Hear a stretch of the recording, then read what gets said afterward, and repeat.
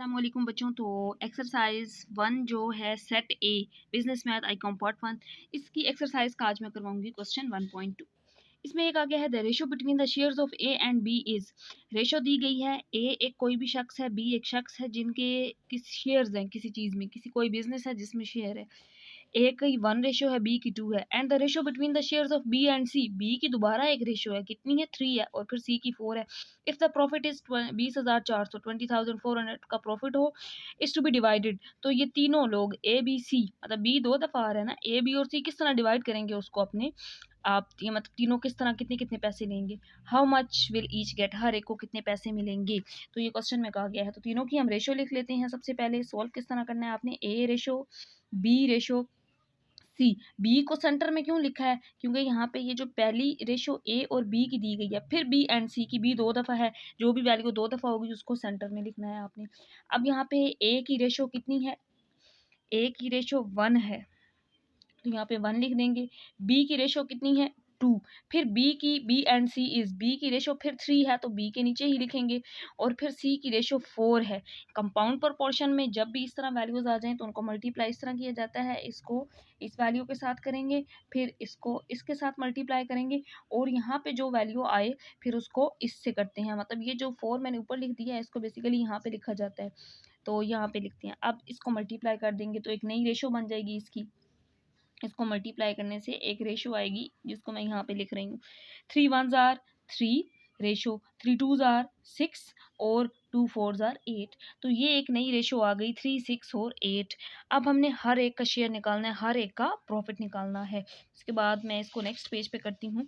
तो हमारे पास ये रेशो आ गई 3 6 और 8। हम इस रेशो का सम कर लेंगे, सम ऑफ रेशोज,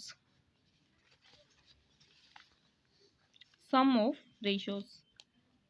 इन तीनों रेशोज का सम, फिर इन तीनों की अलग अलग निकाल लेंगे, ए बी और सी की सम करेंगे इनको। तो पहली रेशो 3 थी, फिर 6 है, फिर 8 है, तो इनका सम करने से आ जाएगा 17।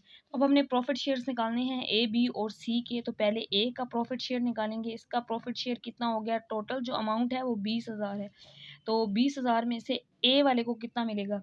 तो ए वाले की रेशो कितनी है, ये जो पहली रेशो आई थी वो ए वाले की थी। अगर मैं यहाँ पे दिखाऊं तो हमने यहाँ पे नई रेशो निकाली थी ये। अब ए वाले की रेशो ये 3 है, बी की रेशो 6 है और सी की रेशो 8 है। तो इस रेशो से हमने सबका प्रॉफिट निकालना है। तो profit shares of A is 3 divided by ये जो टोटल सम ऑफ रेशो है इससे डिवाइड, और टोटल अमाउंट जितनी है 20,400 इससे मल्टीप्लाई कर देंगे। अब ऊपर वाली दोनों वैल्यूज़ को मल्टीप्लाई करके आपने 17 पे डिवाइड करना है, तो इसका आंसर आ जाएगा 3600 रुपीज़।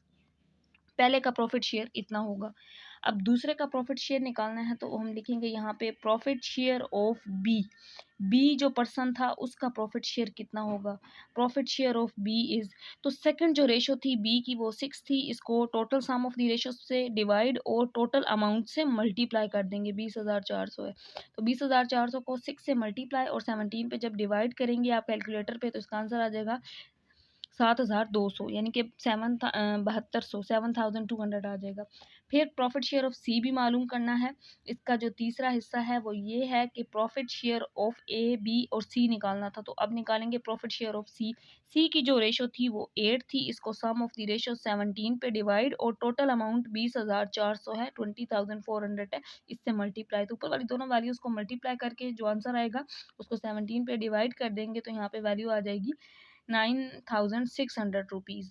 अब हमारे पास चेक करने के लिए कि हमारा क्वेश्चन ठीक है या नहीं, आपने क्या करना है, ये जो रेशो आई है, ये जो वैल्यू आई है ना, ए का प्रॉफिट शेयर, बी का और सी का, इन सब का सम करके आपने जब कर लेना है टोटल अमाउंट 20,400, तो ये और ये तीनों का सम इतना ही बनेगा। मतलब ये 20,400 जो प्रॉफिट हुआ था, पहले को इतना मिलेगा, ए वाले को बी वाले के जितने शेयर हैं उस हिसाब से वो इतना प्रॉफिट लेगा, सी वाला इतना लेगा।